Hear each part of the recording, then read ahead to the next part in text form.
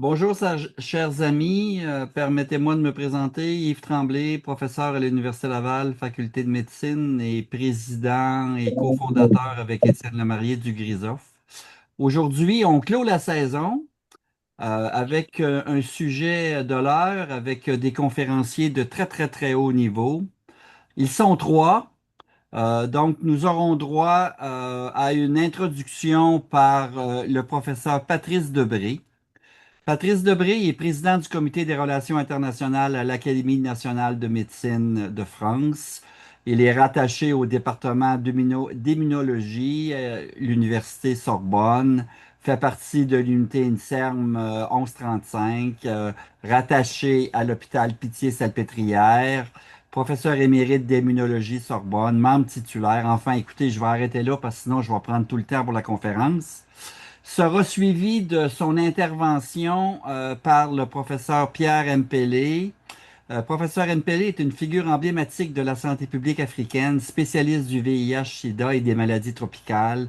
Il est membre correspondant étranger aussi de l'Académie nationale de médecine de France, président du groupe africain de cette même académie, professeur associé aux études africaines et santé mondiale, membre du groupe de travail sur le contrôle VIH en Afrique et coprésident du Travail Afrique de l'Alliance mondiale pour la chirurgie, la traumatologie, l'obstétrique et l'anesthésie.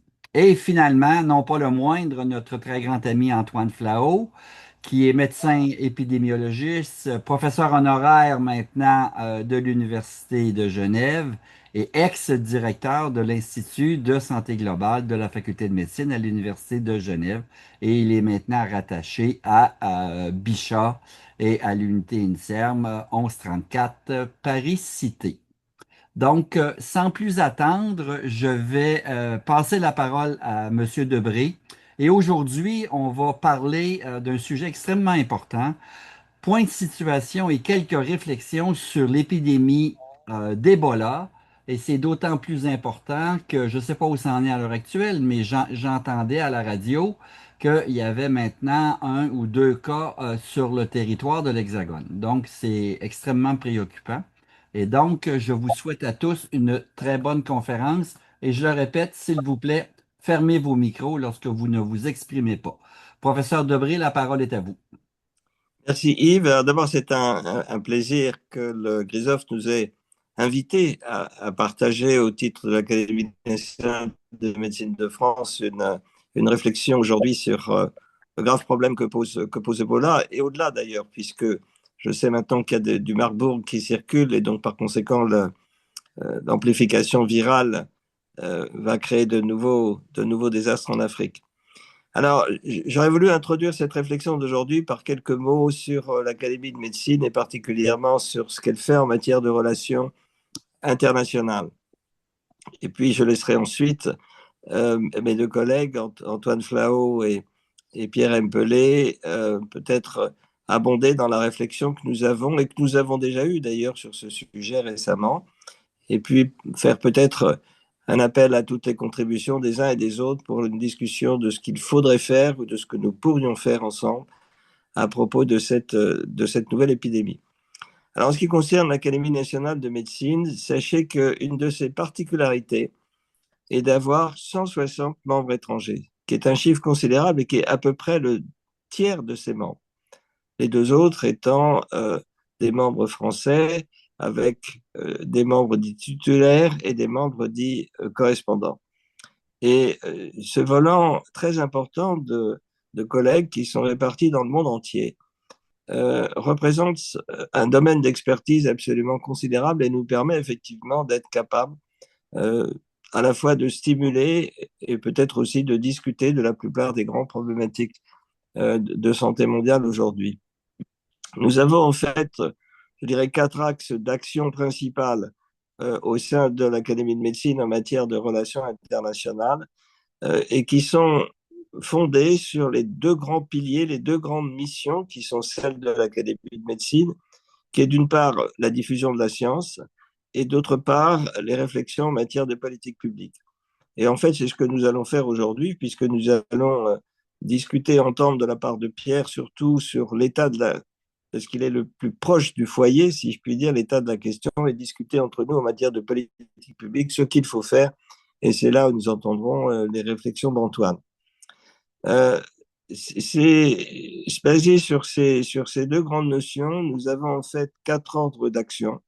La première est de faire des webinaires un peu comme ceux d'aujourd'hui, mais dans le monde entier, avec toute une série de pays qui couvrent toutes les grandes régions, on va dire, de l'Afrique, de l'Asie du Sud-Est, de l'Amérique, les deux Amériques bien sûr, de l'Asie et du Moyen-Orient.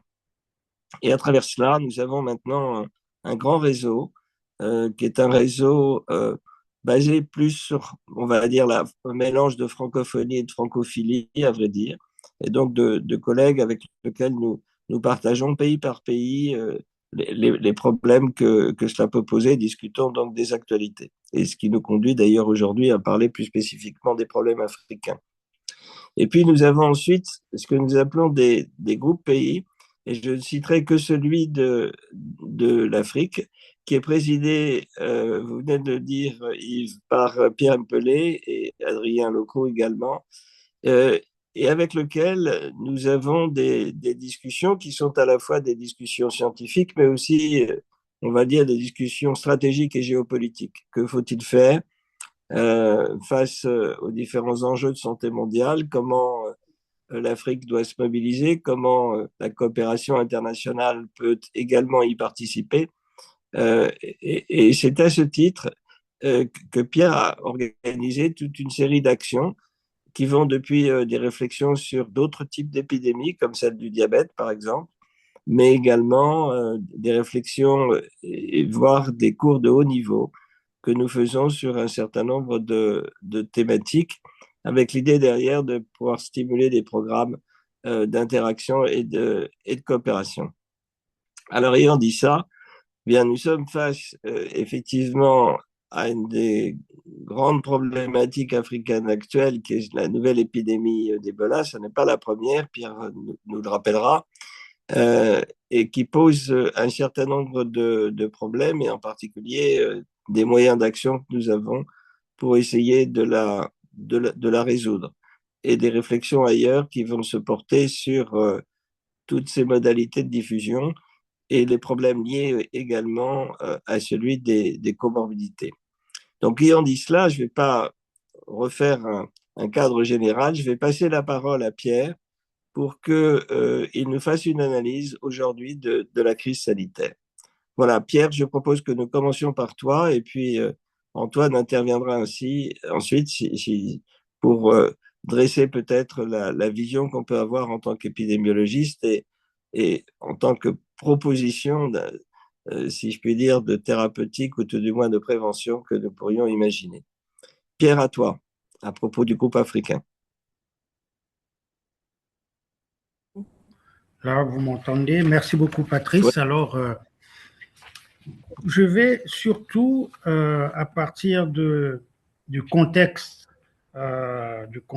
général de cette épidémie à l'est de la République démocratique du Congo, euh, montrer à la fois surtout les faiblesses et de pourquoi cette épidémie, euh, euh, dont les chiffres aujourd'hui sont largement sous-estimés, est sûrement en très, très grande progression. Il y a comme une panique dans la maison en RDC et maintenant en Ouganda où on vient de décrire il y a 72 heures, pratiquement dans la même zone, la présence du virus Marburg. Alors, je commencerai par le pays lui-même parce que je crois que c'est très important. Souvent, on parle d'Ebola, mais on ne sait pas toujours dans quel contexte ce virus apparaît et sévit dans ce pays qui est la République démocratique du Congo et l'ex-Zaïre, surtout très connu. C'est pour ça d'ailleurs que la première souche s'appelle souche Ebola Zaïre. Très rapidement, c'est un scandale géographique. C'est un pays, c'est le premier producteur en cuivre, cobalt, mais c'est aussi le pays du coltan, du zinc, du diamant. Donc, quand on a un téléphone, c'est une partie du Congo qu'on a avec nous tous les jours. Et les voitures électriques dans vos pays, c'est également une contribution de la République démocratique du Congo. C'est le cœur de l'Afrique. C'est un très grand pays. C'est le deuxième plus grand pays d'Afrique, plus de 100 millions d'habitants. En tout cas, il n'y a pas eu de recensement les 10 dernières années, donc on pense que c'est beaucoup plus que les 120 millions qui sont aujourd'hui estimés. C'est aussi en termes de climat, et c'est le deuxième bassin forestier du monde après l'Amazone, et puis avec le fleuve Congo qui est le fleuve le plus puissant en termes de débit dans le monde. Voilà, c'est le cœur de l'Afrique, et quand on regarde la carte, c'est vraiment très central, ce grand pays, ce monstre. Et puis c'est un pays aussi à l'histoire, j'ai dit blessé, parce que c'est un pays qui a connu une colonisation très, très, très, très, très, très dure, très, très dure. Peut-être que vous avez de manière historique, appris qu'il y avait presque 10 millions de personnes qui avaient eu 10 millions de mains coupées pendant cette période de colonisation. Dès qu'on volait un poulet, on vous coupait la main. Donc, et puis ensuite, il y a eu des dictatures successives très, très dures, comme celle de Mobutu, qui a duré 32 ans. Mais aussi que depuis 1996, c'est des guerres. C'est surtout l'Est du pays, avec le génocide au Rwanda, et tous les génocidaires sont venus en République démocratique du Congo. Donc c'est une zone où il y a à peu près aujourd'hui, on estime à plus de 120 groupes armés. Vous voyez, donc voilà le contexte général, surtout à l'est de la République démocratique du Congo, où nous avons encore cette épidémie d'Ebola. Antoine, s'il te plaît, la deuxième. Merci beaucoup de m'aider à les faire passer. Alors là, c'est pour montrer les différentes épidémies de la République démocratique du Congo à l'Afrique de l'Ouest. La plus grande des épidémies a eu lieu dans les 3 pays du Mano River. Là aussi, c'est très caractéristique. C'est la rivière Mano River qui unit la Sierra Leone, le Libéria, la Guinée, mais la Côte d'Ivoire avait échappé en ce temps-là, puisque ça fait les 4 pays de la rivière Mano. Et alors que le virus, lui, il est parti avec le nom qui est donné aujourd'hui à ce virus, qui est une petite rivière, mais très proche de la République centrafricaine.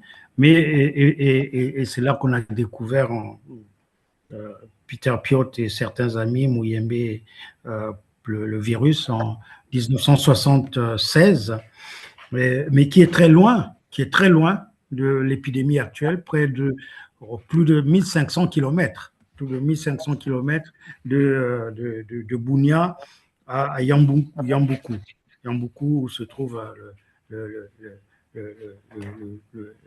l'épidémie, la première des épidémies.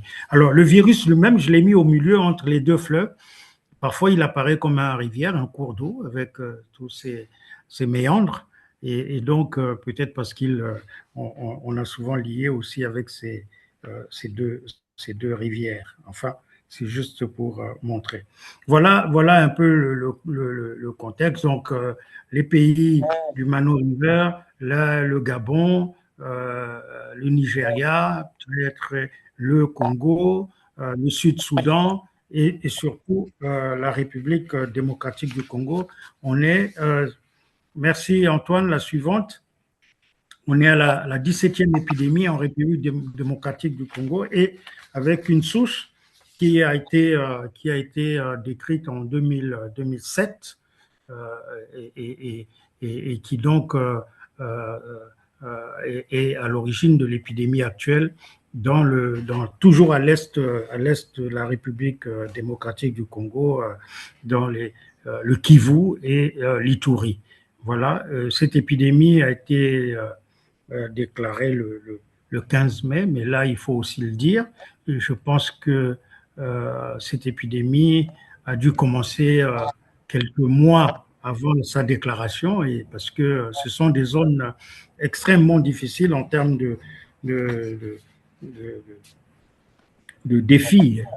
C'est la zone des combats, la zone des rébellions, la zone des groupes armés, des réfugiés internes.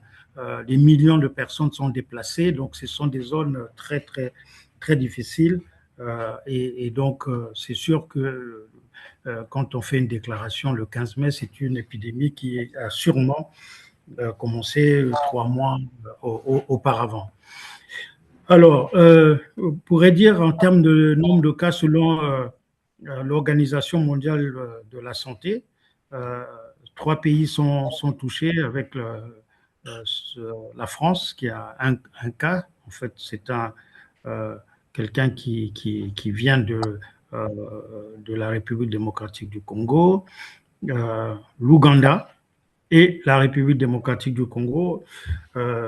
C'est un peu plus que 1300 cas, mais là aussi, je crois que il faudrait, je le dis toujours, peut-être multiplier par 2 le nombre de cas, parce que en général, comme on le dit, la transmission chez les soignants, mais nous voyons que les soignants en milieu hospitalier, mais nous avons tous ces guérisseurs qui sont le premier niveau des soins en Afrique, et surtout dans un contexte où c'est un contexte chargé de dizaines de défis. Je crois que ce sont les guérisseurs traditionnels qui reçoivent les malades. Et donc, je suis à peu près sûr que là, c'est pas, ils sont peut-être pas déclarés, mais certainement beaucoup de décès également, pas simplement au niveau du personnel soignant. Alors, la majorité des cas ont entre 20 et 39 ans. Dans tous les cas, ce sont des populations très jeunes, c'est comme la population africaine. Et plus de 60% sont des femmes. Et comme je l'ai dit, c'est une transmission domestique et surtout, et d'ailleurs, lorsqu'on déclare l'épidémie, c'est les 3 ou 4 premiers cas qui sont diagnostiqués chez les soignants. Alors, cette souche Bundibugyo, à ce jour, Antoine peut-être reviendra très largement, on s'est réparti un peu les tâches, n'a ni traitement spécifique, ni vaccin approuvé, et l'Africa CDC dit espérer un vaccin à la fin de cette année, dans quelques mois. Bon, voilà. Mais je l'ai déjà dit, la détection a été très tardive. Le virus circulait sûrement depuis le mois d'avril, et donc il y a eu des cas et des décès avant la déclaration officielle. Le premier cas, c'était un agent de santé le 24 avril 2026 à Bunia, qui est au bord du lac Albert, et de l'autre côté, l'Ouganda. Voilà, la diapositive suivante, c'est juste pour montrer également dans le contexte sanitaire que ces territoires de l'Ituri et du Kivu sont sous pression, parce que il y a l'épidémie d'Ebola, mais il y a aussi beaucoup de problèmes de santé et plusieurs épidémies actives, le Mpox, le choléra, la rougeole, le VIH et la tuberculose, qui sont deux maladies jumelles, et je pouvais citer encore 2 ou 3 autres. C'est une zone où l'état sanitaire des populations est très, très fragilisé à cause de tout ce contexte qui déstabilise la vie des populations qui vivent dans la précarité, la pauvreté, et qui sont notés dans les facteurs des déplacements de population. La faim, ce sont des territoires dans lesquels les gens meurent encore de faim, et les gens sont en insécurité. Les systèmes de santé sont désorganisés, fragilisés. Il manque même des équipements de protection individuelle dans les centres de santé, mais qui sont en piteux état.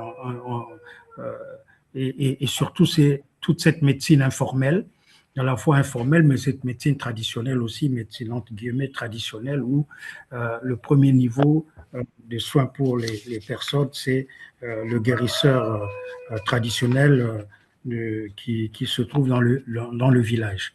Alors, en termes de défis, c'est vrai que bon, on est dans un contexte humanitaire complexe, comme je l'ai dit.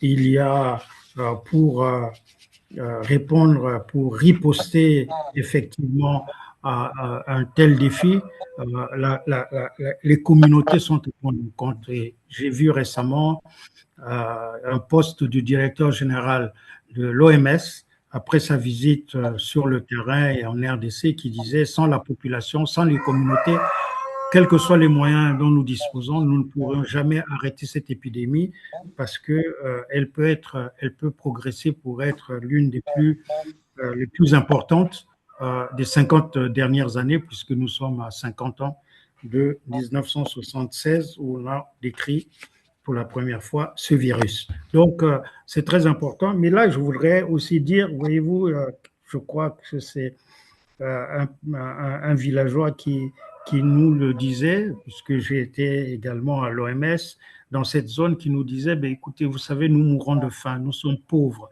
nous avons plusieurs maladies, y compris le paludisme, nous mourons, personne ne pense à nous, mais lorsqu'il y a Ebola, c'est pour nous, ce n'est pas simplement un problème, mais ça devient comme une opportunité parce que nous découvrons qu'il y a des centaines de personnes qui viennent, qui avec des centaines de véhicules, des moyens énormes. Et c'est vrai que les populations ont parfois du mal à comprendre que le seul problème de santé qui intéresse la communauté et même la communauté nationale, même le gouvernement et la communauté internationale, c'est le virus Ebola, mais pas les autres problèmes de santé. Et ça pose souvent des problèmes. Et j'entendais dire on a brûlé les centres de santé, mais je pense qu'il y a une colère, ces populations déplacées qui vivent sous la pluie, qui n'ont pas d'habitat, qui sont dans des conditions d'extrême pauvreté, dans l'insécurité totale, les femmes sont violées. Je crois que Denis Mukwege a eu son prix Nobel pour tout son travail qu'il fait de ce côté-là et qui montre que sans la population, que souvent nous, scientifiques, professionnels de la santé, prenons simplement comme des cibles de nos interventions, mais jamais penser les associer, comprendre, parce que je sais que dans la population, il y a une créativité, il y a probablement des ressources à partir de toutes ces populations qui peuvent sûrement contribuer à répondre, à riposter de manière efficace à toutes ces épidémies, y compris le virus Ebola. Donc ça, c'est vraiment une question très importante parce que souvent, et peut-être Antoine reviendra sur les vaccins qui existent, les traitements qui existent et qui peuvent être mis à la disposition des populations. Mais je crois que tant qu'on n'associe pas les populations, qu'ils ne sont pas partie prenante à la riposte, et bien sûr aussi la coordination internationale, parce que vous savez, dans ces cas-là, vous avez une cinquantaine d'agences, des agences des Nations Unies, des organisations internationales, et alors tout le monde se marche sur les pieds pour être bien vu, chacun avec son logo sur les véhicules. Vous avez l'OMS, vous avez le HCR, vous avez l'UNICEF, vous avez Médecins sans frontières, Médecins du monde. Enfin, il y a comme une course à qui va se faire voir, alors que nous sommes en train d'essayer de riposter à une épidémie qui pourrait aller au-delà de cette partie de la République démocratique du Congo.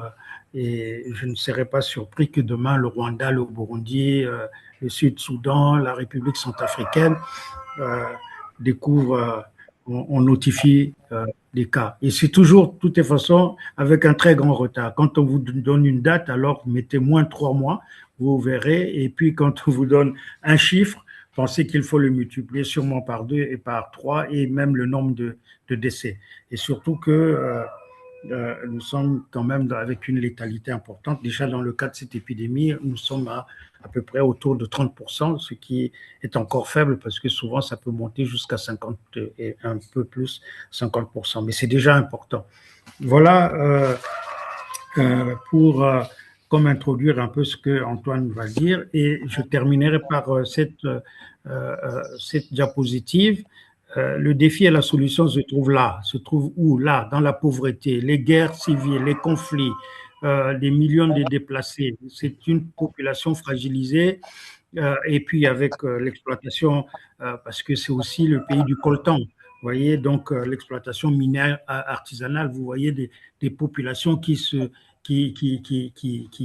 travaillent dans ces conditions extrêmement difficiles. Et c'est sûr que si nous connaissons les modalités de transmission, donc, et c'est aussi les lieux de grande prostitution. Parce que les femmes viennent, parce que eux peuvent avoir du coltan, peuvent avoir du diamant, peuvent avoir de l'or, et donc ce sont des gens qui sont dits riches, euh, même si à la fin ils gagnent pas grand-chose. Donc c'est toutes ces conditions. Vous voyez un centre de santé en bas à gauche. Voilà un centre de santé en Ituri. Donc c'est vraiment des conditions extrêmement difficiles. Et c'est ça que je voulais essentiellement passer comme message. Antoine parlera des aspects thérapeutiques, quelles sont les possibilités, quelle est la stratégie. Mais tant qu'on n'a pas pris en compte ce contexte-là, et je pense qu'il y aura déjà 17, il y en aura une 18e, et peut-être un jour, il y aura comme on attend en Californie, le tremblement de terre qui va briser cette partie des États-Unis. Peut-être que nous aurons une épidémie, alors en ce moment-là, qui va se propager dans toute la partie, toute l'Afrique centrale, parce que la République démocratique du Congo est aussi caractérisée par le fait que c'est non seulement un très grand pays, je crois, puisqu'on est avec les Canadiens, je crois que c'est le 5e du Canada, si les chiffres sont bons. Le Canada, c'est à peu près 10 millions de kilomètres carrés. La République démocratique du Congo, c'est 2,5 kilomètres. Donc, vous voyez, c'est 4 fois la France, 80 fois la Belgique. Donc, c'est vraiment un très grand pays, mais très fragilisé. Et donc, voilà. Donc, en espérant les moyens thérapeutiques efficaces, il faudrait surtout ne pas oublier de prendre en compte la situation euh, euh, des populations qui y vivent, mais aussi leur participation pour qu'ils puissent être des acteurs de leur propre santé. Voilà ce que je voulais vous dire, voilà, pour un peu introduire ce que Antoine va partager avec nous tout à l'heure. Merci beaucoup. Merci Pierre, je crois que c'était particulièrement éloquent et c'est vrai que le contexte est terrifiant hein, et que la riposte, elle doit se faire à des tas de niveaux différents.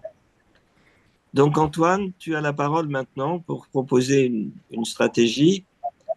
Merci. On sait que, enfin tu vas nous le dire, c'est une des propositions stratégiques, mais merci beaucoup de nous faire des propositions. D'accord, merci beaucoup Patrice. Merci aussi Pierre pour ce tableau qui était extrêmement intéressant, j'ai trouvé. Et puis merci à Yves Tremblay et à Étienne Lemarié pour avoir organisé ce dernier séminaire de l'année académique.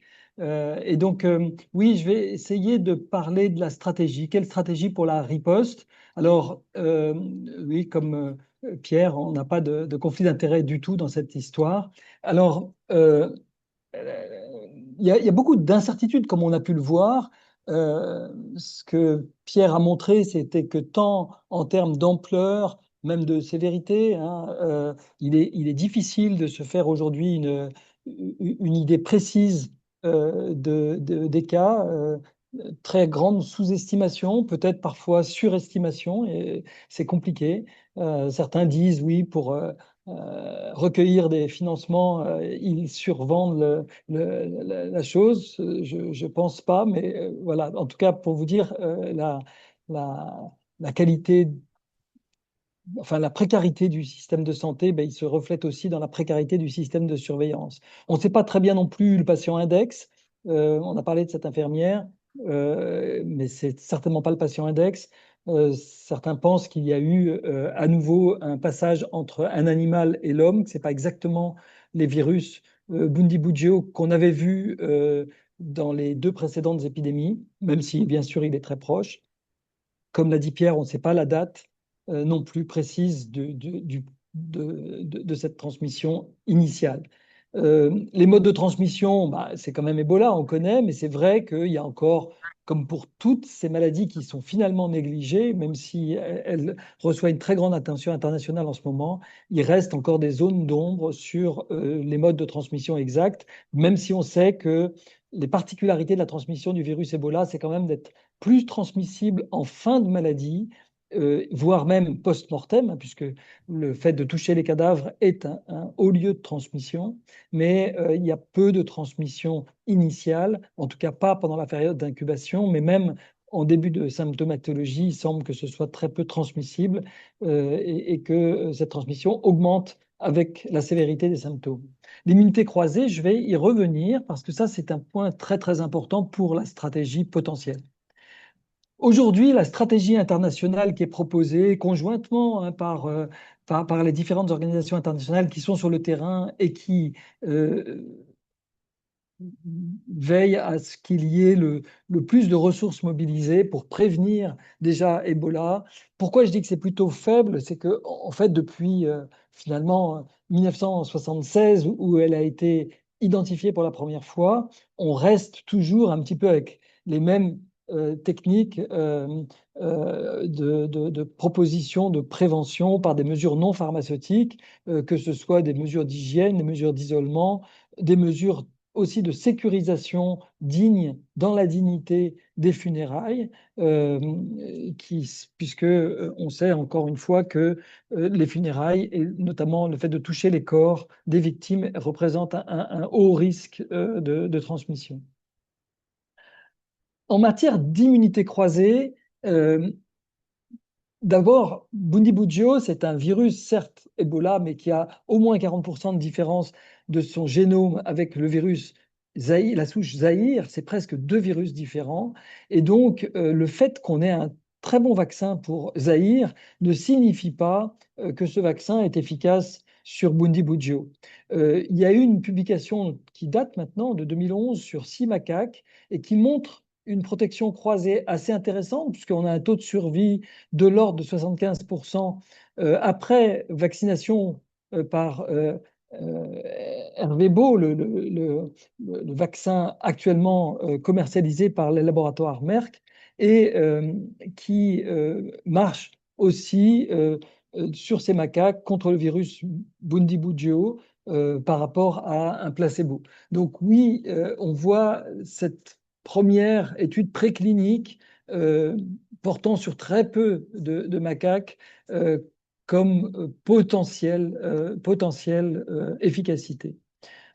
L'étude plus récente qui est encore en préprint, c'est celle de l'équipe de Édouard Lhomme de Bordeaux et une équipe en fait internationale qui a beaucoup travaillé sur l'épidémie dont on a parlé tout à l'heure en Afrique de l'Ouest, mais aussi sur l'épidémie de Goma en 2018 dans le Nord Kivu et qui montre que il y a alors là c'est clinique cette fois-ci, il y a une immunité croisée qui est celle que l'on voit dans la deuxième partie là, à gauche des diapositives, avec des taux d'anticorps qui sont inférieurs pour Ebola Bundibugyo par rapport à Zaïre lorsque on regarde les personnes vaccinées, mais avec quand même des forts répondeurs puisque certains ont des niveaux de réponse qui sont équivalents.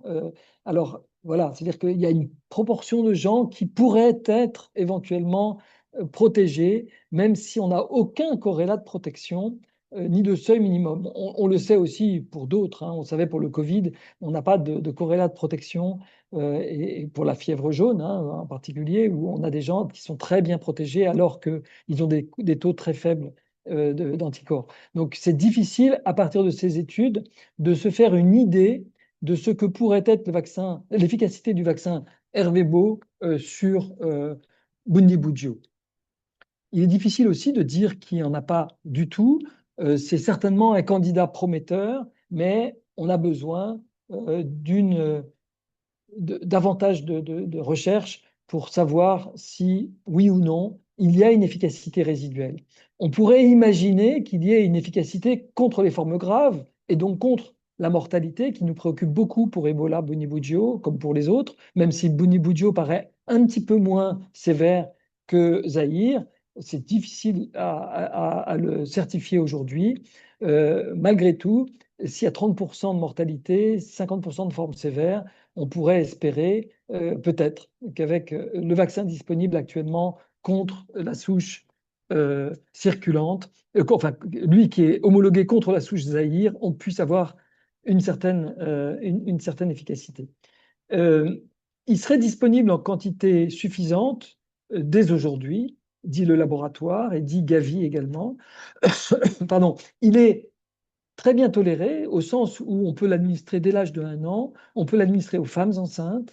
On sait que, eu égard à l'extrême gravité d'Ebola, on a un vaccin qui est bien toléré. Et puis, il se donne en une seule injection.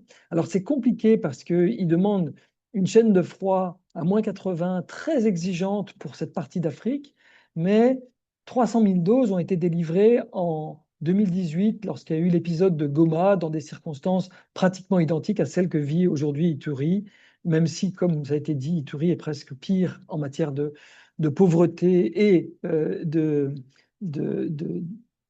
déstructuration du système de santé que le Nord Kivu aujourd'hui. Alors malgré tout, ce qui est un peu décourageant, peut-être même on pourrait dire étonnant, c'est que Ervebo, solution pas très satisfaisante, on l'a dit, hein, parce qu'on n'a pas en tout cas aujourd'hui d'homologation vis-à-vis de la souche Bundibugyo, mais il est disqualifié parce qu'il n'y a pas aujourd'hui de preuve de son efficacité. On n'a pas d'essai randomisé. Alors je dis, tiens, c'est vrai, mais dans le fond, on n'a pas eu d'essai randomisé pour le vaccin qui a été homologué contre la grippe H1N1. Vous savez, quand il y a eu la pandémie, il n'y a pas eu le temps de faire des essais randomisés. Et puis, pour le Covid, on a eu bien sûr des essais randomisés pour les premiers vaccins du Covid, mais quand il y a eu des variants qui ont beaucoup évolué au cours du temps par rapport à la souche initiale, ni les CDC, ni la FDA, ni l'EMA n'ont exigé de ce type d'essai, de protocole pour homologuer les vaccins contre, par exemple, la souche Omicron. Donc pourquoi on la demande pour Bundibugyo? Je ne sais pas. En tout cas, quand on voit des Européens ou des Américains qui sont rapatriés pour traitement, ce n'est pas des vaccins ici, mais c'est des traitements. On voit qu'on leur administre des traitements qualifiés de prometteurs qui demandent des essais randomisés en Afrique, mais qui sont administrés aux Européens ou aux Nord-Américains sans tellement qu'on y retrouve un redit, à titre compassionnel dans un certain sens. Hein. Alors, vous avez peut-être vu passer un papier dans le New England Journal of Medicine la semaine dernière de Nancy Sullivan, cette virologue qui d'ailleurs fait partie des comités de l'OMS et qui est souvent sollicitée pour son expertise. Elle est de Boston University. J'ai essayé de traduire un petit peu ce qu'elle a écrit dans son papier. Elle dit qu'en attendant la disponibilité de produits plus spécifiques, plus homologues, la stratégie pragmatique qu'elle propose et qui est soutenue par ces preuves de réactivité croisée que je vous ai montrées, qui sont des preuves encore faibles, mais qu'elle trouve être de plus en plus consistantes, cette stratégie qu'elle propose, c'est combiner les mesures éprouvées de santé publique, celles dont on a parlé tout à l'heure, les funérailles, les mesures de barrières, etc., avec l'isolement, le traçage, avec une évaluation systématique des vaccins et des médicaments disponibles. Et donc, ça me conduit à faire une proposition, en effet, à discuter, hein, à la fois pour le groupe SAGE. Vous savez que le groupe SAGE à l'OMS est celui qui préconise les stratégies de santé publique, et le groupe TAG, les stratégies de recherche. Eh bien, pour le groupe SAGE, on pourrait proposer pragmatiquement un déploiement du vaccin Hervébo, certainement pas à toute la population, mais au moins au personnel soignant qui sont exposés au virus et qui payent un très lourd tribut. Plus de 18 ont été rapportés comme décédés d'Ebola dans cette région d'Ituri aujourd'hui. Et puis une vaccination qu'on appelle en mano, qui a fait ses preuves dans le cas du virus Zahir, des contacts, des cas, bien entendu, en toute transparence vis-à-vis des doutes que l'on peut avoir aujourd'hui sur son efficacité. Et puis, pour le traitement des patients, un petit peu de la même façon, bien sûr, encadré avec de la recherche clinique la plus rigoureuse possible, malgré les conditions difficiles pour la conduire, avec des anticorps monoclonaux et des antiviraux qui ont fait la preuve de leur efficacité contre la souche Zahir, la sécurisation des funérailles, les équipements de protection des soignants. J'ai oublié de dire cela, c'est extrêmement important que les soignants soient protégés. On a besoin d'eux et on veut respecter leur travail et leur santé. L'isolement des cas suspects à chaque fois que c'est possible, le traçage des contacts et des contacts de contact. On est très en retard en ce moment en République démocratique du Congo, qui fait dire à Pierre, hein, qu'on sous-estime très probablement beaucoup le nombre de cas parce qu'on est très, très, très loin de tracer une proportion suffisante de contacts. Et puis la quarantaine de ces contacts à haut risque. Et puis soutenir les efforts de recherche, bien entendu, et c'est très important, tant d'ailleurs sur le plan des tests diagnostiques, hein, qui ont manqué beaucoup au début de cette épidémie et qui ont probablement été l'origine d'un retard important, sur les nouveaux vaccins, peut-être même sur ces vaccins disponibles aujourd'hui et sur des combinaisons de vaccins disponibles, et puis sur des nouveaux traitements qui sont prometteurs et intéressants, mais comme l'a dit Pierre, qui n'arriveront pas de toute façon à disposition des patients avant plusieurs mois, et en étant très optimiste, comme l'est aujourd'hui Africa CDC, pas avant la fin de l'année de toute façon. Voilà, tout ça pour dire que beaucoup de gens se posent un peu des questions aujourd'hui sur les stratégies qui sont conduites et qui ne sont que des stratégies non pharmaceutiques, alors qu'on dispose quand même aujourd'hui d'un arsenal qui pourrait, même si on sait, hein, la difficulté de proposer des stratégies qui ne sont pas validées par de bonnes preuves scientifiques, mais qui pourraient peut-être, qui sait, servir et en tout cas économiser des vies humaines très précieuses dans cette région d'Afrique. Voilà. Merci beaucoup pour votre attention. Je pense que maintenant, on va pouvoir passer aux questions. Je laisse la parole à nouveau à Patrice. Voilà, merci beaucoup Antoine. Donc, là, vous avez entendu ce plaidoyer, hein, très éloquent pour cette stratégie. Et je vous propose que nous passions maintenant aux questions et peut-être aux discussions entre nous sur effectivement les deux points, à la fois la situation telle que l'analyse a été faite par Pierre et les propositions de prévention et thérapeutique par Antoine. Donc la parole est à vous tous. Oui, Bernard Gahuzer, donc j'ai participé à deux ripostes, hein, l'une avec la Croix-Rouge française en Guinée, il y avait longtemps, puis l'autre en 2019 au Kivu. Alors, nous avions été vaccinés à l'époque sur la base du volontariat avec le vaccin donc, contre la souche Zaïre, très bien toléré, une douleur assez vive dans le bras, mais sans plus. Nous avions démarré avec les autorités congolaises et l'OMS tout de suite les essais thérapeutiques sur des anticorps monoclonaux et des antiviraux, dont le Remdesivir. Donc il y avait ce souci de pouvoir mener de front ce que les uns et les autres appellent de leur vœu, c'est-à-dire de la recherche clinique en même temps que des soins, quoi. C'est aussi pour rappeler que donc, cette histoire s'était mal terminée pour deux centres de traitement Ebola à Butembo et Katoa, parce que, comme le disait Pierre, eh bien, effectivement, ces populations qui sont éloignées de tout, encore Butembo, c'est 1 million d'habitants, c'est pas très éloigné de tout, c'est pas trop loin de Goma, voient débarquer des Martiens avec des tenues et ils y a eu une suspicion forte d'expérimentation thérapeutique. On nous a accusés de prélever des organes.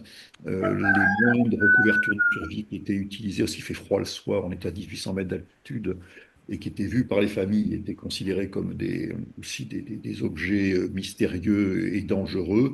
Et donc, il y a une énorme, malgré la sensibilisation communautaire dans les écoles, une énorme difficulté de ce côté-là, sachant qu'en plus, cette partie du pays n'est pas du tout de la même ethnie que la partie Kinshasa ouest, ne parle pas la même langue, et donc il y a des ressentiments aussi anciens, politiques, en particulier les élections avaient été supprimées donc fin 2018 dans cette partie du Congo qui était en opposition avec le gouvernement de Kinshasa, et c'est au prétexte de réduire les rassemblements pour bloquer la maladie, eh bien, cette interdiction de voter, alors que cette région était dans l'opposition, avait aussi jeté beaucoup d'huile sur le feu. Donc une complexité absolument effroyable.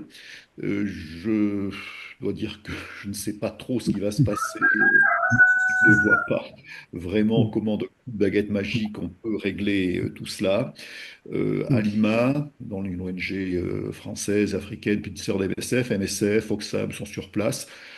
Bon, pas forcément pour se montrer, pas forcément pour recueillir des financements, mais aussi parce que ça leur tient à cœur d'essayer de faire quelque chose dans un contexte qui est, mon Dieu, extraordinairement compliqué, certainement des contextes les plus compliqués. Il vaudrait mieux aller travailler en Corée du Nord.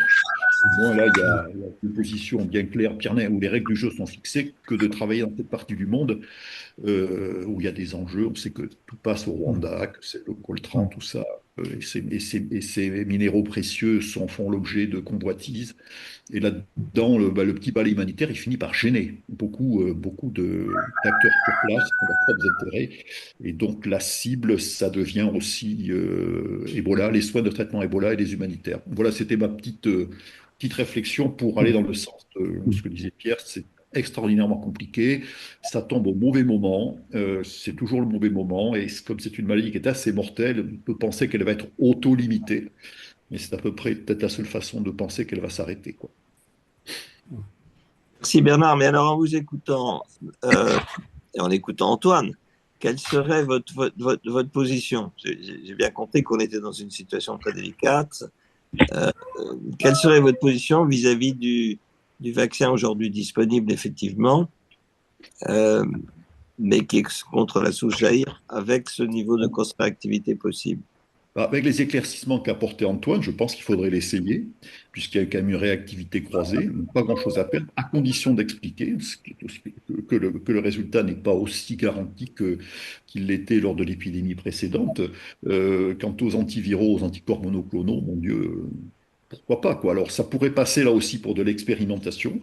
Ça devrait être appuyé par les autorités de santé congolaises fortement, avec explication, mais plutôt que de garder les bras croisés, alors qu'il semble que la mortalité est un peu moins forte avec cette souche-là, il vaut quand même la peine de le proposer, et en particulier de protéger les soignants, parce que effectivement, si on manque de pays, il faut au moins qu'il y ait une vaccination pour les soignants. Ça pourrait peut-être réactiver ceux qui ont été vaccinés il y a 7 ans maintenant, puisque les anticorps durent 5 ans. Je serais d'avis d'aller dans ce sens-là, parce que franchement, qu'a-t-on à perdre, quoi? Il n'y a pas beaucoup d'effets secondaires du vaccin, il n'y a pas beaucoup d'effets secondaires des antiviraux, type le Remdesivir. Alors, pourquoi vraiment, comme le dit Antoine, essayer de chercher des difficultés et les financer, alors qu'on sait parfaitement que le médecin Alima qui est en France et le médecin américain qui a été soigné en Allemagne ont bénéficié d'anticorps et d'antiviraux. D'accord. Il y a un formalisme là qui pose problème, quoi, je crois. Très bien, bah écoutez, merci. Est-ce que vous entendez dans le même fond que moi, on a un bruit de coque. Vous entendez ça, vous Oui, aussi? c'est au Congo que ça Oui, se passe. oui, oui. C'est chez moi alors, chez moi. Ah, J'ai un poulailler pas loin très derrière la bien. maison. Ça, je me demandais, Ouais, Pierre. Alors, oui. Quand le coq chante, c'est la chance. bon, Étienne, vous avez demandé la parole. Oui, oui, c'est une question d'immunologie. Euh, il n'y a rien à attendre d'une immunité collective. Dans la mesure où il y a une transmissibilité qui est très forte, avec des foyers bien localisés, l'immunité collective ne fonctionne pas. Alors, je ne sais pas, Pierre, si tu veux répondre. La chose qui est vraie dans ce que tu dis, c'est-à-dire qu'il y a quand même, on pense qu'il y a peut-être 30% de la population, euh, peut-être pas de la population, mais en tout cas des soignants qui ont été vaccinés contre la souche Zaïre, et peut-être que cette partie-là est protégée. Et ce serait évidemment quelque chose de très, très intéressant à démontrer sur le plan épidémiologique, mais très compliqué dans cette partie d'Afrique en ce moment. Mais même si on a quelques rapports, je ne sais pas si vous avez lu, mais il y a eu un rapport, je crois que c'était dans le New York Times, où il y a eu toute une équipe qui a été décimée par Ebola de soignants, sauf une personne qui justement était vaccinée. Et elle se dit, est-ce que c'est pas ma vaccination qui m'a protégé? Donc Bon, voilà. absolument. Sinon, je ne pense pas qu'il y ait beaucoup d'immunité collective parce qu'il n'y a pas beaucoup d'asymptomatiques et les taux d'attaque sont quand même, la maladie est tellement grave que les taux d'attaque restent limités. Donc il n'y a pas eu, c'est pas comme le Covid ou la grippe, il n'y a pas un virus qui a circulé dans toute la population. À part le vaccin, je ne crois pas qu'on puisse avoir d'immunité collective et je ne pense pas qu'on ait vacciné jamais toute la population. Ça a toujours été en anneaux autour des cas, et à part le personnel soignant, encore une fois. Bon, l'intérêt, C'est- c'est celui d'une réactivité croisée, en fait. Et même, on peut se dire que s'il y a un vaccin qui est disponible ultérieurement, une première injection peut booster, en fait, en prime boost, en fait, peut booster la seconde. Donc, d'un point de vue Oui. immunologique, ça a une certaine cohérence. Je crois que là, les deux difficultés dont j'entends parler, c'est premièrement, il ne faudrait pas que les gens se croient protégés, et donc avec des prises de risques, et ça, c'est vrai. Euh, et le deuxième, c'est que euh, si on le fait avec une vision clinique, enfin de recherche clinique en même temps, il faut monter tout un protocole particulier. Oui. Qui d'autre voulait intervenir? Ben, moi, je voulais dire, bon, je n'ai pas vu passer, mais on n'a pas eu d'informations détaillées sur les personnels, les professionnels, les soignants qui sont décédés, pour savoir, comme l'a dit Antoine, s'ils avaient été vaccinés ou ce sont des nouveaux arrivants qui sont, qui ont été touchés par le virus. Donc, on aurait peut-être là une analyse. Bon, ils ne sont pas très nombreux. Je crois qu'au total, il y a moins peut-être un peu plus que d'une dizaine, mais on aurait pu regarder leurs antécédents, savoir s'ils avaient aussi des comorbidités. Enfin, voilà. Mais on n'a 18, pas vu. 18. 18, voilà, c'est ça. On peut Voilà. déjà poser la question, Antoine, au médecin d'Alima, qui je crois est congolais et qui est soigné actuellement à Paris, qui a certainement participé à l'épidémie précédente, savoir s'il avait été vacciné ou pas, puisqu'il fait une forme Tu as d'Ebola. raison, Ouais. tout à fait. Et ça, c'est vite fait. Ouais. Et il Mhm. a peut-être connaissance d'autres membres de l'équipe Alima qui ont été vaccinés, qui sont sur place. Voilà. Alors, quant à la protection avec les EPI, si vous êtes rentré dedans, il y a un protocole très particulier pour en sortir aussi. Il y a 3 paires de gants, il y a 2 paires de masques, des lunettes de ski, des tabliers, tout ça, des protocoles très, très, très, très, très stricts, hein. Donc, l'EPI, c'est quand même la protection à peu près intégrale, en tout cas qui fait confiance, parce que entre les badigeonnages avant et les badigeonnages après, il y a quand même une protection qui est bonne. Et il faut vraiment qu'il y ait des EPI partout, et pas des EPI d'occasion avec des fermetures éclairs qui ne marchent pas. Il faut vraiment ces équipements, ça coûte $100 Oui. pièce à peu près, mais on le sait que c'est fondamental, la protection en tout cas des soignants. Ouais. Euh, Patrice, j'avais, si je peux Vas-y, intervenir. vas-y, Jean-Paul, Oui, absolument. alors deux observations. Ce qui est important, je suis virologue, hein, donc le fondamental, le virus Ebola et les autres filovirus, on connaît parfaitement leur éco-épidémiologie, j'allais dire. Donc on sait exactement à qui on a affaire. Ça, c'est la chose importante au début. J'ai bien aimé le docteur Mpele quand il parle de la participation communautaire. Oui, d'abord, avant tout, avant de débarquer de l'avion, avant de réfléchir à envoyer des congélateurs en Afrique, il faut une participation communautaire qui soit établie. Et ça, j'étais au Congo il y a 2 semaines, je veux dire, c'est des choses qu'on sait faire, que les Congolais ont une grande expertise avec les épidémies d'Ebola, donc ils savent comment faire. Et ils savent que ça, c'est la première chose à faire, si on ne veut pas comment dire, ces interférences. Donc ça, c'est la deuxième chose. Du point de vue fondamental, ce Bonibudio est différent. C'est une souche différente des autres parce que ce qu'il nous avait bien démontré, et on a défendu cette hypothèse avec mon ami et collègue le docteur Éric Leroy, c'est que c'est des multi-émergences. C'est-à-dire le virus Ebola ne s'étend pas en nappe, c'est des émergences locales. Donc ici encore, et ça a été démontré par des virologues qui ont fait les séquences tout à l'heure, là, la semaine dernière, que ce virus est original et c'est vraiment un spillover. Et comme disait le professeur Mpele, il est là depuis 2 mois. Il circule au moins depuis 2 mois, ce virus. Donc, on sait comment ça fonctionne. Les systèmes de surveillance stratégiques au Congo sont bien, j'allais dire, en place, mais ils n'ont pas les moyens de maintenir ce système de surveillance parmi les zones de santé. Donc la distribution du système de surveillance est vraiment admirable parce que c'est un immense pays, comme il a été dit, mais il y a besoin de moyens. Donc on a les outils, on a sur place donc les moyens de lutte en santé publique, un non pharmaceutique, hein, ça aussi c'est fondamental, isolement, quarantaine, etc. Donc tout ça c'est des grands classiques qu'on sait faire. Après la recherche, comme on en parlait tout de suite, les anticorps monoclonaux, les antiviraux et les vaccins. Donc ça, c'est en cours. On a grands espoirs d'avoir un vaccin à très court terme parce que maintenant, avec les vaccins à mRNA, il y en a 3 différents qui sont en cours, mais en particulier, en 2 à 3 mois, on doit avoir le vaccin. Voilà. Après, c'est la production qui va prendre du temps. Mais le vaccin doit être identifié. Voilà pour quelques éléments que je voulais dire. On ne connaît jamais l'index case. Le cas index n'est jamais connu. J'ai fait une étude sur les plus de 30 épidémies d'Ebola et on connaît jamais le cas index. Donc voilà, pour faire court, je pense que la participation communautaire est essentielle. Les actions non pharmaceutiques sont d'urgence, doivent être appliquées. Et puis, on avance dans la recherche et le reste des produits antiviraux. Merci. Merci Jean-Paul. D'autres interventions les uns les autres? Juste un commentaire, peut-être. Est-ce que vous m'entendez? Oui. Est-ce que je peux poser une question aussi? Oui, allez-y, Oui. peut-être. Allez-y, j'irai après vous. Allez-y. Voilà, moi je suis Alpha Madou Diallo de la Guinée. Je suis le secrétaire général du Comité national d'éthique de la recherche.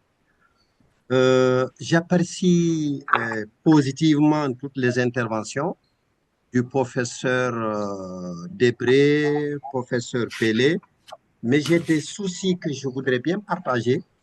C'est les questions liées à la prise en charge des questions éthiques et même des questions de bioéthique dans le cadre de la gestion, dans le cadre de la riposte contre les épidémies. Et vous n'êtes pas sans savoir qu'il y a la dégradation de l'environnement dans le cadre des déplacements des populations. Il y a également le fait que l'épidémie sévit pose des problèmes éthiques aussi bien dans le domaine de la recherche clinique que dans le domaine des interventions de santé publique. Je me demande, au-delà de toutes ces questions-là, comment dans le cadre des essais cliniques, surtout pour les vaccins candidats, bon, même s'il est prometteur, l'expérience de la Guinée montre que des questions sont souvent occultées dans le sens d'avoir un contrôle systématique, une réponse plus structurée, plus organisée en termes de vision systémique, d'approche systémique qui intègre notamment l'approche One Health et les questions liées à la protection de l'environnement et même en milieu de soins, les infections nosocomiales, et y compris le fait que le virus sévit dans des contextes un peu difficiles. Bon, voilà un peu des séries de questions auxquelles je pense qu'on devrait également élargir l'éventail, même si le volet participation communautaire joue un rôle majeur. Mais pour moi, il y a d'autres dimensions qu'on ne devrait pas occulter. j'ai envie de m'arrêter là et tout en vous remerciant. Merci beaucoup. Alors, c'est vrai qu'il y a de multiples questions éthiques, mais rebondissons quand même sur la proposition d'Antoine.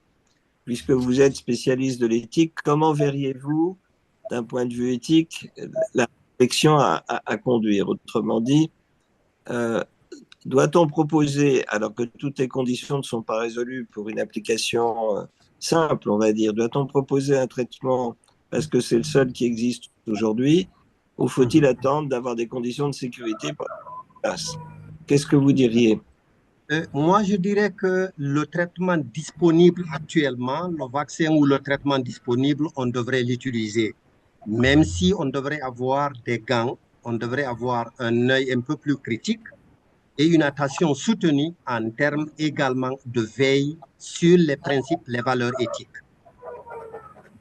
Je suis simplement contre le placebo dans le contexte des urgences. Je suis contre le placebo, mais je suis pour les preuves, pour l'utilisation des traitements et des diagnostics, même si on n'a pas la preuve scientifique. Si vous voulez la preuve scientifique établie. D'accord. Et ce qui nous fait rebondir sur la position, là je me retourne vers Pierre. Quelle est la position du gouvernement de RDC aujourd'hui vis-à-vis de cette proposition? À ma connaissance, le gouvernement n'a pas très clairement soutenu ce que Antoine a évoqué, mais c'est vrai que c'est une question très politique aussi, hein. C'est-à-dire que ce soit l'OMS et même l'Africa CDC, ils ont une démarche toujours très optimiste. L'épidémie est en train de reculer, nous avons les moyens, tout est sous contrôle, et donc je crois qu'il ne se pose pas toujours les vraies questions pour les très bonnes décisions. Et je n'ai pas vu, éventuellement, je sais qu'il y a un comité national d'éthique en RDC dans le cadre de ces épidémies, ils auraient dû poser clairement, mais je crois que la question aurait pu être posée par le gouvernement, puisque ces populations ont participé aux essais qui ont permis de développer ces vaccins et ces traitements. Ils auraient pu poser cette question et bien sûr consulter l'OMS, l'Africa CDC, mais enfin c'est d'abord une question je dirais, du gouvernement de dire voilà, c'est clair, nous allons pouvoir utiliser ce que nous avons. Nous sommes comme dans une situation de conflit. Ils sont dans une zone de conflit. Et quand tu es en situation de conflit, moi, je suis d'accord avec notre collègue guinéen c'est la question du placebo qu'il faudrait regarder avec les grands yeux. Mais là, c'est quand même des traitements qui sont sûrs, vaccins qui sont sûrs, qui ont été développés. Les communautés ont participé et je pense qu'il n'y avait pas, mais je crois qu'ils n'ont pas vraiment eu une position très claire. Et peut-être aussi, personne n'a réfléchi comme Antoine le fait depuis un mois dans nos différents webinaires et ce qu'on essaie de faire passer en disant il est temps peut-être que cette épidémie peut s'aggraver en attendant d'avoir un vaccin contre cette souche. Voilà. Yves, vous vouliez faire un commentaire? Oui, en fait, j'ai deux petits commentaires puis une question. Je vais commencer par les commentaires. Bon, moi, je ne fais pas de recherche clinique, mais je vous écoute depuis 1 heure et puis je voudrais dire deux choses. La première des choses, c'est que je pense qu'effectivement, en accord avec ce que notre collègue de la Guinée vient de dire, et aussi la proposition d'Antoine, je pense que RVBO devrait être testé, même si les essais randomisés sont pas concluants ou en fait n'ont pas toute la véracité qu'ils devraient avoir. Et ça m'amène à une autre chose, c'est que, et au sein du GRISOF, on se pose beaucoup cette question-là. En ce moment, en Afrique, on applique les standards de recherche, je vais dire, européens, nord-américains, en fait, et est-ce que, est-ce que ce sont tous, comment je dirais ça, donc, on veut avoir le meilleur pour nos populations. pour les populations africaines, mais est-ce que les standards qu'on essaie de, je vais dire, imposer, entre guillemets, est-ce que tout ça, ça devrait aller en Afrique? Je suis pas sûr, moi. Je pense que tantôt, M. Pellet, il vient de le dire, puis M. de Guinée aussi. Il y a des choses qu'ils peuvent faire en Afrique, avoir des résultats excellents, puis qui peut-être ne répondent pas aux standards nord-américains ou européens, mais qui vont être de très haut niveau pour la population africaine, puis qui vont faire le boulot. Donc ça, c'est mon commentaire. Euh, Ma question, c'est, bon, il y a moi, je suis pas un spécialiste des virus, là, mais bon, je connais un peu. Il y a différentes souches de Ebola. À ma connaissance, à moi, ce sont tous des ARN monocaténaires qui infectent le cytoplasme. Mais est-ce qu'ils sont tous de polarité négative? J'ai essayé de chercher et j'ai pas vraiment trouvé. Je sais que en tout cas, est-ce qu'ils sont tous de polarité négative? Parce que si c'est pas le cas, ben, naturellement, ils ne traversent pas la membrane de la même façon. Alors, je pense que Jean-Paul va pouvoir nous répondre, mais oui, ils sont tous de polarité négative, hein. OK, d'accord. OK, d'accord. Donc ça met fin à cette question-là. Mais sur la question des standards, si je peux juste rebondir un tout petit peu, enfin, moi, je plaidais pas du tout pour que l'on ne donne pas les mêmes standards, qui sont des standards ni européens ni nord-américains, qui sont les standards de la preuve scientifique en Afrique. Moi, je suis pour qu'on les applique. Je disais juste, par exemple, que aujourd'hui, les, les protocoles thérapeutiques que l'on propose dans les grands hôpitaux occidentaux lorsqu'il y a un rapatriement d'une personne qui a Ebola, je ferais juste remarquer qu'il n'y a jamais eu un décès. En revanche, on n'a jamais, quelle que soit la souche, observé la létalité qu'on observe en Afrique subsaharienne lorsque Ebola survient dans les pays d'Europe. Il y a eu quand même maintenant un grand nombre de cas qui ont été rapatriés et qui ont toujours survécu. Zéro mortalité. C'est-à-dire qu'aujourd'hui, on est donc, et on applique finalement des traitements compassionnels, le fait est, c'est-à-dire qu'on n'a pas la preuve de l'efficacité, mais on fait tout ce que l'on peut pour aider et parvenir aux meilleurs soins possibles. Donc, ce qu'on appelle les standards européens ou occidentaux, moi, c'est ce que j'aimerais qu'on applique aujourd'hui en Afrique. Et que, en effet, quand on propose des antiviraux dernière génération qu'on appelle nous prometteurs, mais à titre compassionnel, en Europe ou en Amérique, mais qu'on le fasse aussi quand c'est à Goma ou en Ituri.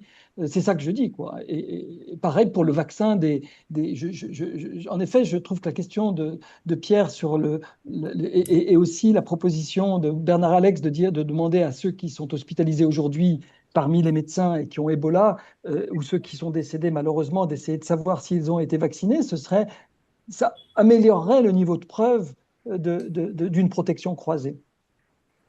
Ben, moi, je crois qu'il faut utiliser les standards internationaux pour tout le monde. Nous sommes, et maintenant, en fonction de la situation, nous sommes dans le cas de ce virus en République démocratique du Congo où nous avons des gens extrêmement compétents depuis 50 ans. Il y a des équipes qui se succèdent à tous les niveaux, que ce soit au niveau paramédical, médical, épidémiologie, travail avec les communautés. Il y a des équipes qui sont extrêmement puissantes et qui ont une expertise reconnue et qui ont d'ailleurs soutenu les pays d'Afrique de l'Ouest, la Guinée, la Sierra Leone, quand beaucoup sont partis là-bas pour travailler.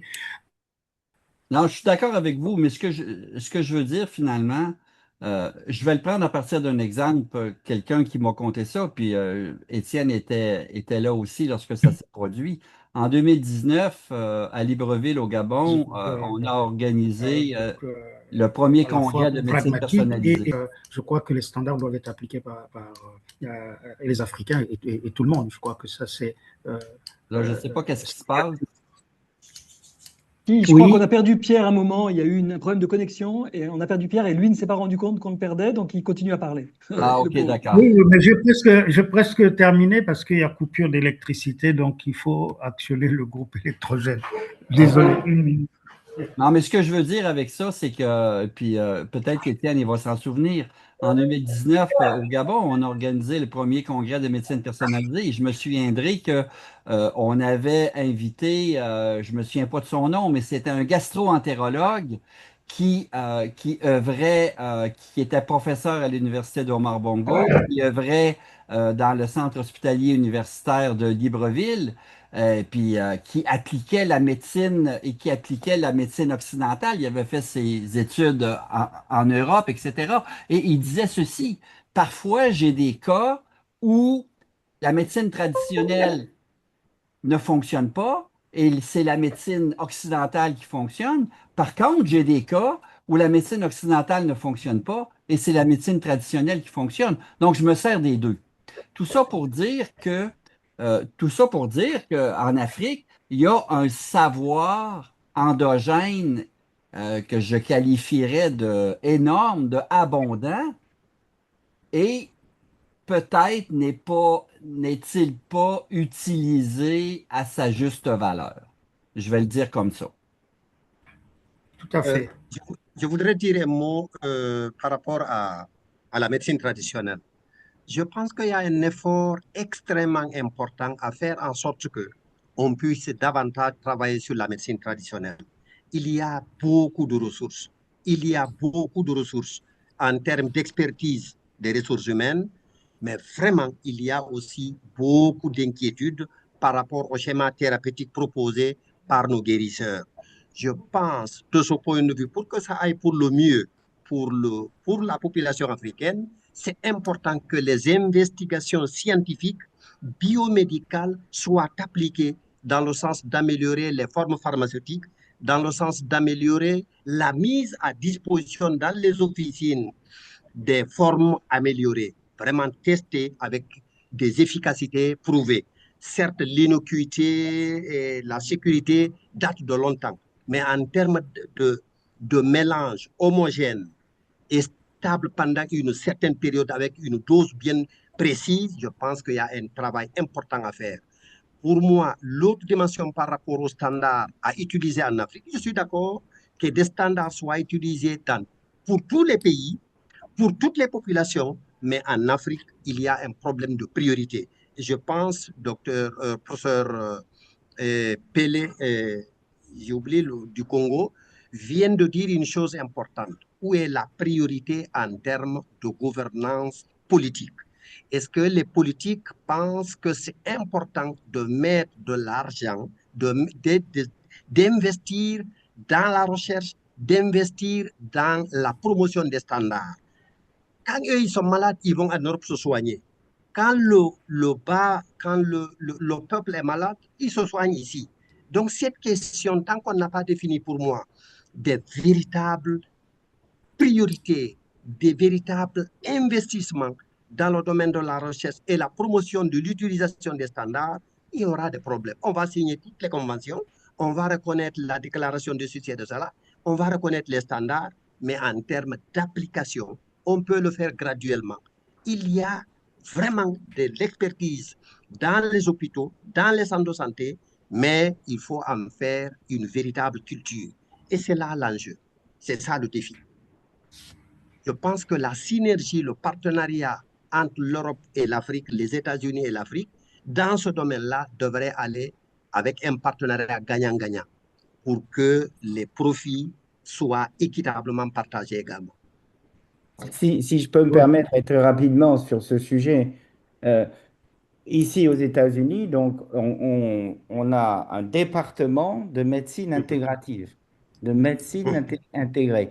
Ok, on a un département, on a 150 personnes avec évidemment des étudiants, 20 à 30 étudiants par an. Et sur ces étudiants, les deux tiers de ces étudiants viennent des pays du Sud global. Donc, Oui. c'est en cours, ça fonctionne. La deuxième chose, c'est que les politiques de santé sont aussi, c'est j'allais dire le fondement même de notre université, politique de santé. Et là encore, ce sont vos étudiants, les étudiants du Sud qui sont dans ces politiques de santé. C'est à eux de transmettre. Donc, merci à la prochaine génération. Voilà, juste pour dire que c'est en cours. Voilà, c'est en cours au moins de l'autre côté de l'Atlantique. Et le dernier point que je voulais dire, c'est que nous avons démontré avec nos équipes il y a longtemps qu'il y a de l'immunité naturelle contre les filovirus en général, environ 20 à 30% dans les zones d'endémie des virus Ebola. Donc, cette immunité naturelle, elle est peu j'allais dire, étudiée aujourd'hui, mais elle existe. On l'a démontré en particulier au Gabon avec Éric Leroy, on l'a largement démontré au Tchad, en Afrique centrale, etc. Donc, il existe immunité naturelle et nous avons fait de grandes études ici avec l'Université du Tennessee sur les survivants d'Ebola. Et les survivants d'Ebola, c'est des gens, la plupart, des gens infectés avec des signes subcliniques et même infracliniques. Donc, on a quand même ce domaine qui doit être aussi profondément étudié et qui apportera évidemment des solutions dans la préparation des vaccins ou des anticorps et des anticorps monoclonaux. Voilà, c'est tout ce que je veux dire. L'immunité naturelle existe et donne-t-elle une protection antivirale? Ça reste à démontrer, mais on l'a démontré pour d'autres virus, en particulier les flavivirus, l'encéphalite japonaise, la fièvre jaune, le Covid aussi, le SARS-2, on a montré qu'il y avait aussi une protection naturelle qui préexistait avant les épidémies. Donc c'est un domaine de recherche fondamental à mon avis si on veut vraiment développer des outils efficaces dans la lutte contre les virus Ebola en général. Merci. Merci Jean-Paul. Alors Bernard voulait Oui, juste un point sur la prise en charge clinique. Ce qui tue les patients, c'est surtout l'état de déshydratation et le stade d'insuffisance rénale aiguë. Quand on arrive en insuffisance rénale aiguë, ben, il n'y a plus rien à faire puisqu'il n'y a pas de moyen de d'épuration extra-rénale, ce qui serait absolument impossible à mettre en place dans ces contextes-là. Alors, pourquoi déshydratation? Parce que diarrhée et vomissement, parce que attente avant de consulter, parce que difficulté avec les tenues de protection Ebola et abus sur les lunettes de trouver une voie veineuse périphérique, les veines étant complètement aplaties, difficulté de maintenir une perfusion à plus d'1,5 litre, 2 litres par jour, parce qu'il faut que les équipes se changent, se rhabillent, viennent changer la perfusion. Donc ça, c'est aussi dans la prise en charge très important. Je pense peut-être aussi important que ce qui peut être proposé comme médicaments antiviraux ou anticorps monoclonaux. Alors la preuve de tout ça, c'est que pendant l'épidémie à laquelle j'ai participé également en Guinée-Conakry, sur le tarmac de l'aéroport de Conakry, le service de santé des armées français avait monté un centre de traitement Ebola qui était dédié au personnel de santé. Et ils posaient des voies veineuses profondes, fémorales. Ils avaient tout ce qu'il fallait sur place. Ils réhydrataient. Ils avaient des réanimateurs, des urgentistes. Ils réhydrataient très abondamment.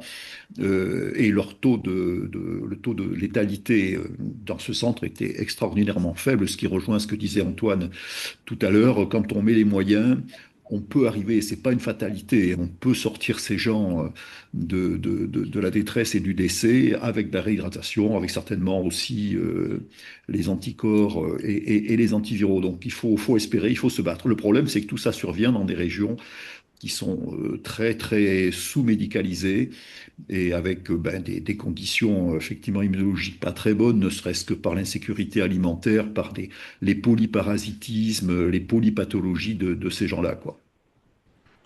Merci beaucoup de ces précisions et je crois que c'est extrêmement important effectivement euh, ce que vous proposez comme ça fait partie des éléments de riposte peut-être parmi les plus importants. D'autres commentaires, questions? Ben, je voudrais dire, ajouter par rapport aux observations de notre ami et collègue de Guinée, que souvent, nous ne lions pas la préparation et la riposte. Une fois l'épidémie est passée, c'est terminé, alors que c'est vraiment la période où, effectivement, on peut engager la recherche, affiner la surveillance, y compris la surveillance communautaire. C'est préparer la guerre. Donc, souvent, rien n'est fait. Après la fin de l'épidémie, nous repartons à zéro. Et puis, dès que l'épidémie est annoncée, souvent parce qu'il y a des soignants qui décèdent, et en ce moment-là, ça y est, c'est reparti. Donc, je pense qu'il faut aussi, dans les systèmes de santé, intégrer le fait que la préparation et la riposte font partie de la réponse finale à une épidémie, qu'elle soit d'Ebola ou d'autres virus. D'autant que la souche Bundibugyo, elle était connue, hein, et rien n'aurait empêché d'avoir. Depuis 2007 en Ouganda. Ouais. Non, mais la lutte contre les épidémies se fait en temps de paix, hein, ça c'est sûr. Je voulais juste ajouter une petite précision. Peut-être certains vont pouvoir commenter d'ailleurs. C'est que il a été dit plusieurs fois, et notamment Bernard Alex en a parlé, que les équipements de protection sont très très lourds à porter dans des conditions notamment de chaleur et d'humidité en Afrique, et ce qui est tout à fait exact. Mais il a été fait des progrès à ce sujet, en particulier avec les lits bulles et les patients qui sont sous bulles, qui permettent d'ailleurs aussi de moins effrayer le patient, parce que le soignant se présente sans équipement particulier, hein. Il est protégé par la bulle.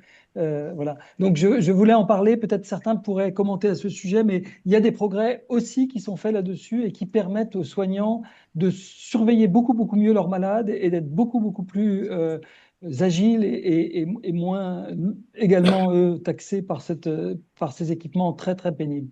Oui, en effet, Antoine, ça a été essayé ça a été essayé par Alima en particulier, et c'est au Nigeria, puisque je suis intervenu sur une épidémie des fièvres de Lassa. Ça a été aussi mis en place dans l'est du Congo sur l'épidémie de 2018-2019. Ce sont des cases, enfin des bulles carrées transparentes avec des gants qui dépassent.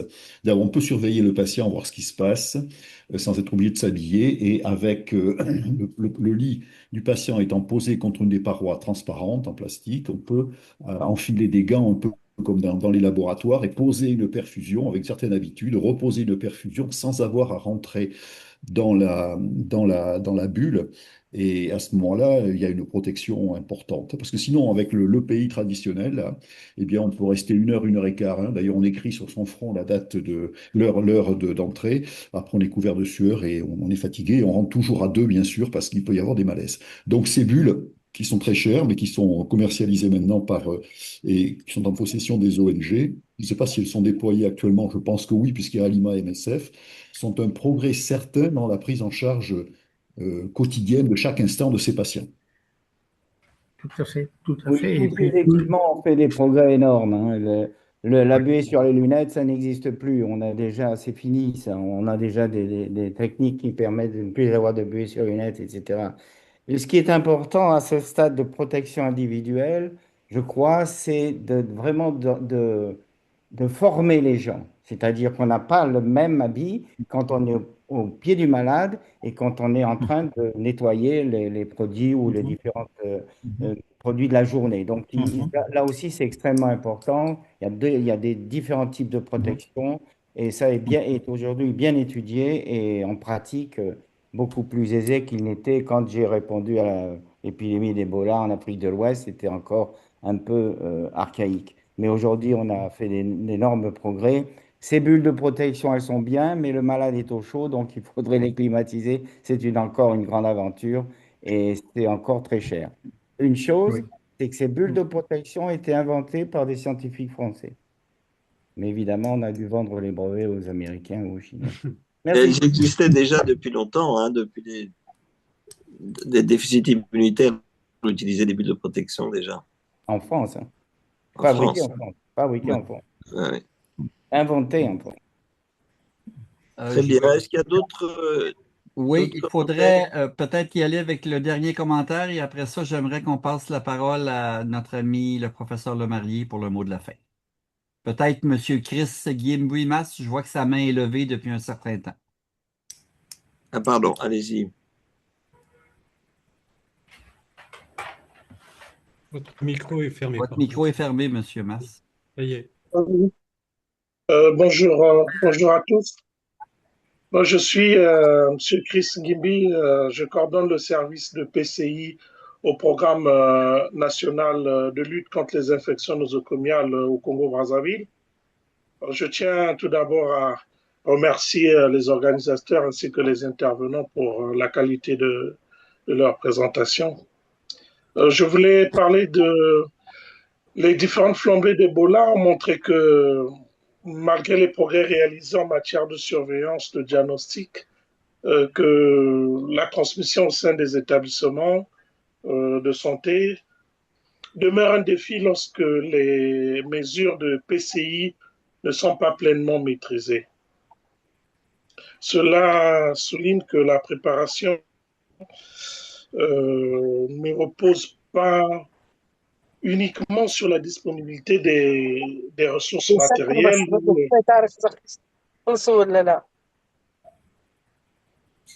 Pardon? Non, c'est correct. Allez-y, le micro n'était pas fermé. Allez-y. Oui, je ferme le micro. Bref, donc ma question était de savoir, est-ce que la meilleure stratégie pour la prévention d'Ebola ne consiste-t-elle pas également à faire que la prévention et le contrôle des infections soient une compétence fondamentale pour tous les professionnels de santé dès leur formation initiale, puis tout au long de leur carrière? Qui veut répondre? Merci beaucoup. Qui veut répondre à cette question? Pierre. Oui, mais oui, c'est un aspect important à la fois la préparation et en situation de riposte. La prévention, le contrôle de l'infection est une composante importante. Et d'ailleurs, il est recommandé la plupart du temps dans les hôpitaux en Afrique d'avoir des unités de PCI. Ça, c'est très important avec des analyses diverses pour savoir la situation, la circulation des virus, des bactéries et autres. Donc, c'est une composante qui est reconnue, qui fait partie à la fois des éléments dans la préparation, mais aussi lors de la riposte. Je voudrais ajouter que pour les épis, je crois que dans la préparation, nous ne faisons pas assez de simulation. Normalement, c'est recommandé. Comment une équipe peut simuler une épidémie d'Ebola dans un centre dès qu'il y a un cas, comment on peut se comporter, comment on peut mettre en toute sécurité son équipement de protection individuelle, qu'il soit bulle ou traditionnel, parce qu'il faut l'avoir fait au moins une fois pour qu'en cas d'épidémie, on sache se protéger soi-même et protéger aussi protéger les autres. Or, c'est pour ça que je disais, la faiblesse de la prévention fait que souvent la riposte est également faible et c'est très important de considérer encore une fois la préparation et même en matière de recherche, c'est vraiment un moment important pour l'intégration des tradithérapeutes, d'analyser les coutumes et les comportements, ce qui concerne la gestion des cadavres, quels sont les rites. Dans le Kivu, on a à peu près combien 200 et plus de 200 ethnies, même s'ils sont rassemblés en une quarantaine, une cinquantaine de groupes, mais chaque groupe a des rites pour le lavage des corps. Et donc tout ça, si on a une bonne connaissance de la société et même de la psychologie, on est mieux préparé pour riposter à toute épidémie, je voudrais dire, et encore mieux face au virus Ebola, Marburg et tous ces virus qui sont très, très dangereux. Merci Pierre, je crois qu'il faut absolument le rappeler et l'intégrer à notre réflexion. Voilà. Yves, qui dit le mot de la fin, effectivement, commence. Étienne, s'il vous plaît. Je vais vous dire le mot de la fin, si vous voulez bien. Tout d'abord, pour remercier Patrice Debray, Pierre Empelé et Antoine Flao pour leurs interventions, et puis également tous ceux qui sont intervenus au cours de cette conférence, parce que chacun a apporté sa pierre à l'édifice et c'était tout à fait intéressant. Je voudrais simplement rappeler que cette conférence, nous l'avons organisée en partenariat avec l'Académie de médecine, avec l'AUF et le GRISOF, qui est une association qu'on a créée il y a maintenant 5 ans, qui s'intéresse à la science ouverte, mais de façon générale. Nous avons actuellement 1450 correspondants, ce qui n'est, enfin, plutôt 1450 personnes inscrites sur nos listes de diffusion. Et si certains d'entre vous n'y sont pas, nous serons tout à fait heureux de les accueillir. Il suffit de nous transmettre votre adresse mail. Et puis, si vous avez des idées de conférences, comme ce sont des conférences d'actualité, bien entendu, vous êtes toujours les bienvenus. Alors, je peux simplement indiquer les 2 prochaines conférences qui auront lieu au mois d'octobre.